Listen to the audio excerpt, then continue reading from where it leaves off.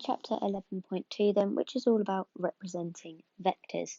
So as it says there, a vector can be described by its change in position or displacement relative to the x and y axes. So if we imagine a graph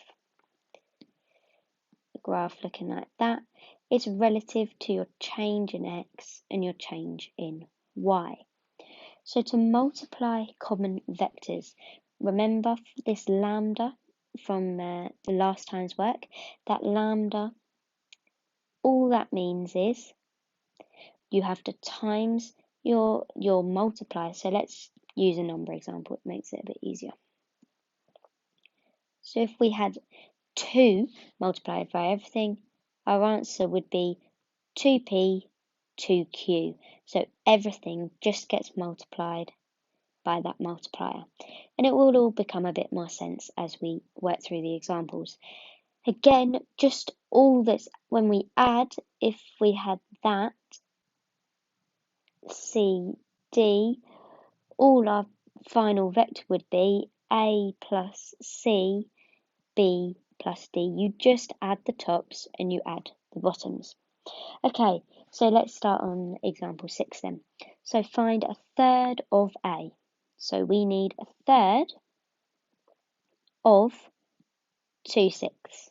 Well, hopefully we can just remember, literally all you do is times that scalar by each number. So a third times 2, which is 2/3, and then a third times 6, which is 2. So your vector for part A is 2/3, 2. Okay, part B, A plus B, so 2/6 plus 3 minus 1. All we do, remember, when we add is just add your top and top and add your bottom and bottom. You must remember to put it in brackets. So that's that one. Okay, and then part C, we've got 2a minus 3b. Well, the first thing we're going to have to do is work out 2a and 3b. So 2a is 2 lots of 2/6, and 3b is 3 lots of 3 minus 1. So we need to expand this out. Remember, when you're timesing, you do the same to top and bottom. So we get 4/12, and for that we get 9/3. 9 minus 3. So then all we need to do is do 4 take away 9, which is minus 5, and 12 minus 3, which is 15. So minus 5, 15 there. So the answers then, we've just worked them out, but they are here if you want to have a relook over. So unit vectors can represent vectors in 2 dimensions, I and j. Again, this makes it look very complex. All it means is that I is 1 on the x-axis. If you think of it that way, it makes it a lot easier. So if you imagine all of these were split up in their incremental units, it's 1, 2, 3. The same for the y-axis, but we'll just look at it in terms of the x-axis. If these were now in I, this would be 1i, this would be 2i, this would be 3i. So you just need to add an I onto the end. Any 2-dimensional vector in the form of pi plus qj. So this one, it's saying we've gone along 5, so 5i, and it's gone 2 up 2j. Therefore, as it says, it's just 5i plus 2j. So looking at example 7 then, find half a. So we've got 3i minus 4j, and we want a half. Now, just like before, you need to do half of one and half of the other. So half of 3i is 1.5i. Half of minus 4j is minus 2j. So as it says there, that's your answer. So this next one then, a plus b. Well, a is 3i minus 4j, and b is 2i plus 7j. So all we need to do, just like before, you add your i's. So we've got 3i plus 2i, which is 5i.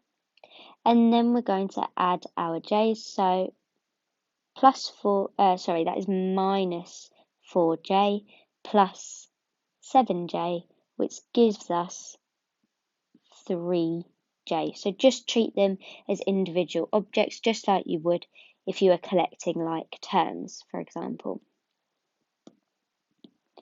Okay, part C then, 3a minus 2b. So just like before, we're going to have to do them separately.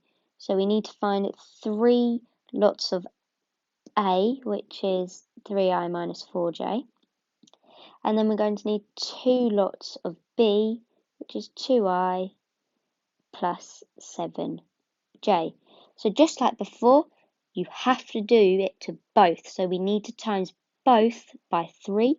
So we're going to get 9i minus 12j for that 3a.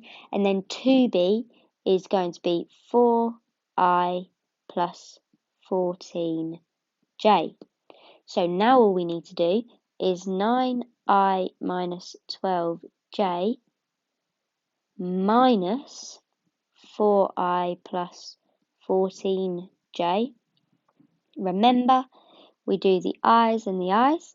So 9i minus 4i is 5i.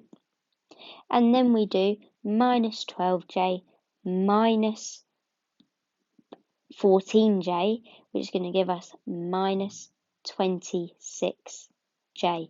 Bit of a tricky one there, but hopefully we can see it. Okay, example 5. Draw a diagram to represent the vector minus 3i plus j. Well, minus 3i, remember, means going along 3, and because it's minus, we're going this way. So that's your minus 3i, and your plus j means just 1 unit up. So like that, so your vector, therefore, is that pink line there, and that's minus 3i plus j. And then written as a column vector, on the top is going to be minus 3, and the bottom is going to be 1 because you've just got 1j. So remember, the top tells you along, the bottom tells you up or down. Example 9. So given those, find a plus b plus c using column vector notation. So the easiest way then to do that is to put a, b and c all into column vectors.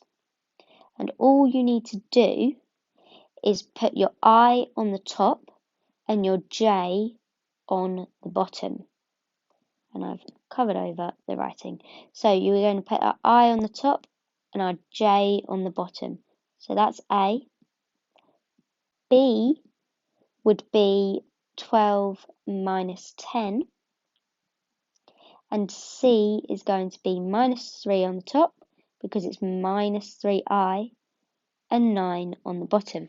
So now all we need to do is add those column vectors just like we did before. So we're going to do 2 plus 12 minus 3.